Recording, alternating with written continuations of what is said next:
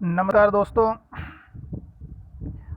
आज कक्षा 12 के पॉलिटिकल साइंस का दूसरा वीडियो, प्रथम वीडियो में अपन ने भारत के संविधान की कुछ विशेषताओं के बारे में विचार विमर्श किया था, जिसके अंदर अपन ने 6 विशेषताएं अच्छे ढंग से समझी थी।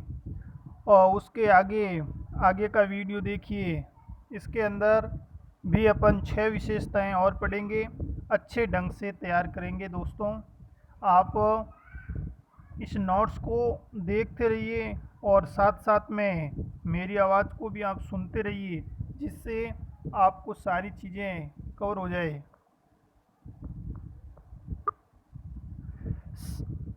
सातवीं आपकी जो विशेषता है वो है नीति निर्देशक तत्व। तो राज्य के जो नीति निर्देशक तत्व हैं, जिसका उल्लेख हमारे संविधान के भाग 4 के अंदर किया गया है।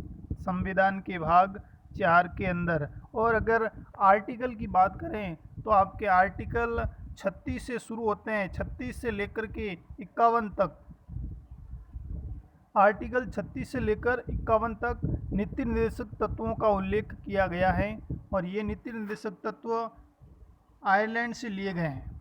तो मेन फैक्ट, मतलब प्रत्येक विशेषता के अंदर आपको 3-4 फैक्ट याद रखने हैं। वैसे तो इसका बहुत ज़्यादा विस्तृत विवरण है, परंतु हमें कथा को देखते हुए और लेवल को देखते हुए सही ढंग से आपको प्रत्येक विशेषता के अंदर 3 या 4 पॉइंट महत्वपूर्ण याद रखने हैं, ताकि अपना क्वेश्चन क्लियर हो जाए। तो देखो, नीति निर्देशक तत्व संविधान के भाग 4 से लिए गए। आर्टिकल की बात करें तो 36 से लेकर 51 तक हैं। देश की बात करें तो ये आयरलैंड से लिए गए हैं, और न्यायालय के अंदर ये वाद योग्य नहीं है। यानी अगर कोई व्यक्ति नीति निर्देशक तत्वों का प्रयोग नहीं करता है या फिर इनका दुरुपयोग करता है, तो उसको अपन न्यायालय में नहीं ले जा सकते।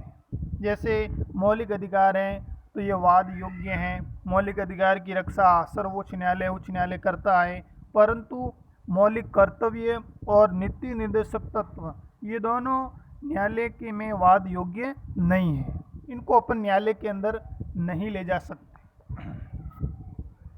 नीति निर्देशक तत्व इनका जो मुख्य उद्देश्य है वो है लोक कल्याणकारी राज्य की स्थापना करना।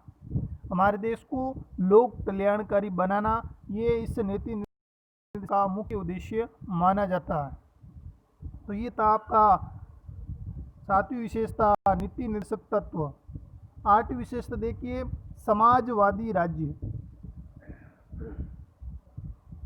हमारे संविधान के अंदर 42वां संविधान संशोधन जो आपके 1976 के अंदर हुआ था, जिसके अंदर समाजवादी गणराज्य घोषित किया गया। भारत को कैसा देश घोषित किया?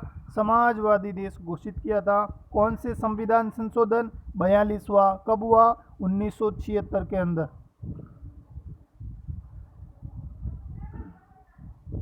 42वें संविधान संशोधन में आपको पता ही है कि प्रस्तावना के अंदर 3 शब्द जोड़े गए, जिसमें से एक समाजवादी भी माना जाता है।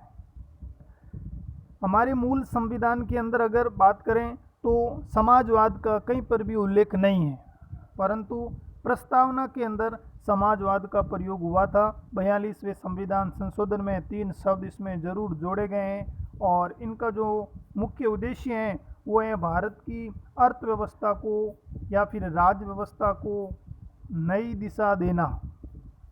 हमारे देश की जो प्रशासनिक व्यवस्था है उसको नई दिशा देना इनका मुख्य उद्देश्य माना जाता है। तो यह 8वीं विशेषता थी आपके समाजवादी राज्य। 42वें संविधान संशोधन 76 के अंदर इनका प्रयोग हुआ था। प्रस्तावना के अंदर इसको जोड़ा गया था, और भारत को एक सामाजिक गणराज्य घोषित किया गया। प्रस्तावना के अंदर समाजवाद का जो मुख्य उद्देश्य है वो आपके भारत की जो राज्य व्यवस्था है, हमारे देश की जो प्रशासनिक व्यवस्था है, इसको नई दिशा प्रदान करना इनका मुख्य उद्देश्य माना जाता है। और हमारे मूल संविधान में समाजवाद का कहीं पर भी उल्लेख नहीं है। समाजवाद शब्द बाद में जोड़ा गया। फिर देखिए, अगली विशेषता आपकी 9वीं विशेषता है और ये विशेषता है आपकी वयस्क मताधिकार, यानी 18 वर्ष की आयु प्राप्त प्रत्येक नागरिक जिसका मतदान सूची में नाम है उस व्यक्ति को मतदान करने का एक विशेष अधिकार प्राप्त है, वही वयस्क मताधिकार कहलाता है। लेकिन हमारे संविधान के अंदर शुरू मताधिकार जो थी वो 21 वर्ष थी। शुरू में 21 वर्ष आयु रखी गई, लेकिन में 61वां संविधान संशोधन हुआ और इस संविधान संशोधन के अंदर दी गई, तो इसमें काफ़ी बदलाव किया गया था। यही आपका अधिकार है कि 18 वर्ष की एज प्राप्त कोई भी व्यक्ति, चाहे पुरुष हो चाहे स्त्री हो, और जिसका मतदान सूची में नाम हो, उस व्यक्ति को वोट देने का विशेष अधिकार प्राप्त है। 10वीं आपकी जो विशेषता है वो आपके पंथ निरपेक्ष या फिर धर्मनिरपेक्ष। पंथ निरपेक्ष या धर्मनिरपेक्ष लगभग ये दोनों शब्द एक जैसे ही हैं। धर्मनिरपेक्षता या पंथ निरपेक्ष, और ये शब्द भी आपको पता ही है 42वें संविधान संशोधन के अंदर हमारी प्रस्तावना के अंदर जोड़ा गया था। आर्टिकल जो आपके 25 हैं मौलिक अधिकार वाला, क्योंकि मौलिक अधिकार में आर्टिकल 12 से लेकर 35 तक आते हैं आपके सारे, तो इसमें जो 25 आता है वो आपकी धार्मिक स्वतंत्रता का अधिकार है, यानी व्यक्ति किसी भी धर्म को अपना सकता है, सरकार की ओर से उस पर कोई पाबंदी नहीं है। तो आर्टिकल 25 में धर्मनिरपेक्षता का विशेष उल्लेख मिलता है। हमारे देश का, हमारे राज्य का कोई भी निजी धर्म नहीं है, इसीलिए हमारे देश के अंदर सभी धर्मों को समान अधिकार प्राप्त है। कोई भी व्यक्ति किसी भी धर्म को अपना सकता है, इस पर कोई पाबंदी नहीं है।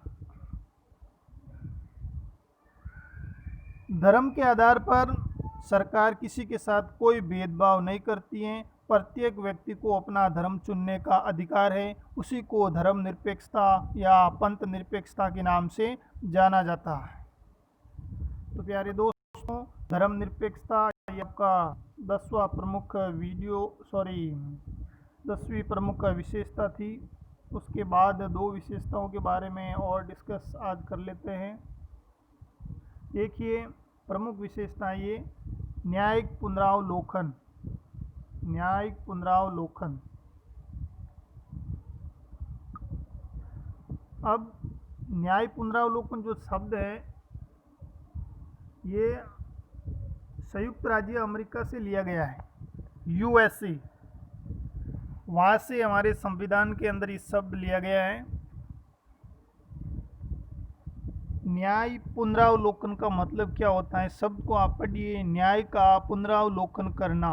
अगर मान लो सुप्रीम कोर्ट या हाई कोर्ट के द्वारा कोई डिसीजन दे दिया जाता है और डिसीजन देने के बाद पता चलता है कि हमने जो है वो न्याय के विरुद्ध है, सही नहीं है, तो फिर सर्वोच्च न्यायालय चाहे तो उसमें संशोधन कर सकती हैं, बदल सकती हैं डिसीजन को, वही न्याय पुनरावलोकन कहलाता है। हमारा जो संविधान है उसके अंदर संसद को सर्वोच्च माना जाता है और सर्वोच्च न्यायालय को संविधान की व्याख्या करने का अधिकार दिया गया है। हमारे संविधान की जो व्याख्या करता है वो सर्वोच्च न्यायालय करता है, क्योंकि सरकार के 3 अंग व्यवस्थापिका, कार्यपालिका और न्यायपालिका, न्यायपालिका को बिल्कुल स्वतंत्र रखा जाता है, तो वही न्याय पुनरावलोकन में इसका उल्लेख मिलता है।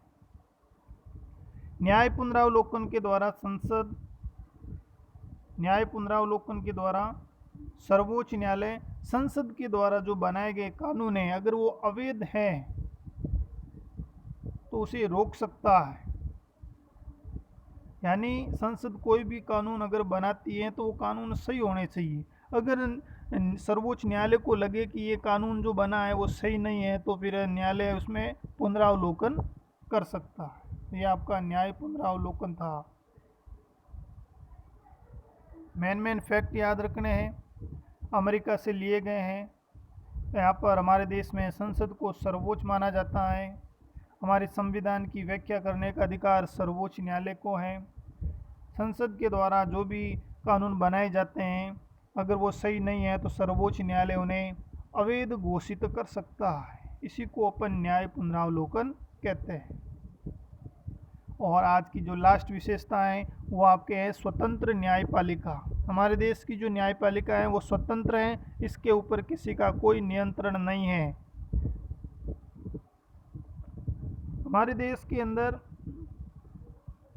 लोकतांत्रिक शासन व्यवस्था है, प्रजातांत्रिक शासन व्यवस्था है, और प्रजातंत्र की रक्षा करने के लिए और मौलिक अधिकारों की रक्षा करने के लिए हमारे देश में एक स्वतंत्र न्यायपालिका है जो हमारे मौलिक अधिकारों की रक्षा करता है। राष्ट्रपति इन न्यायाधीशों के अलावा मुख्य न्यायाधीश की नियुक्ति भी करता है, और अगर न्यायाधीश सही ढंग से कार्य नहीं करते हैं, असंवैधानिक ढंग का प्रयोग करते हैं, तो फिर संसद के अंदर महाभियोग लगा करके अपन उन्हें पद से हटा भी सकते हैं। तो संसद के द्वारा इन न्यायाधीशों को पद से हटाया भी जा सकता है, परंतु इनकी नियुक्ति राष्ट्रपति के द्वारा होती है। हमारे देश के अंदर जो न्यायपालिका है वो बिल्कुल स्वतंत्र है, इसके ऊपर किसी का कोई नियंत्रण नहीं है। सर्वोच्च न्यायालय के लिए देश की सारी जनता एक समान है, चाहे वो प्रशासनिक अधिकारी हो, चाहे एक आम नागरिक हो, या फिर कोई राजनीतिक अधिकारी हो, उन सब के लिए न्यायालय एक समान है। वही इसीलिए न्यायपालिका को स्वतंत्र माना जाता है। तो प्यारे दोस्तों, ये आपके मौलिक अधिकार हमारे संविधान की कुछ विशेषताएं चल रही थी। 12 विशेषता हो चुकी हैं और अभी भी आपके कम से कम 7-8 विशेषताएं और हैं। तो अगले वीडियो के अंदर सारी विशेषताओं का टॉपिक ख़त्म हो जाएगा।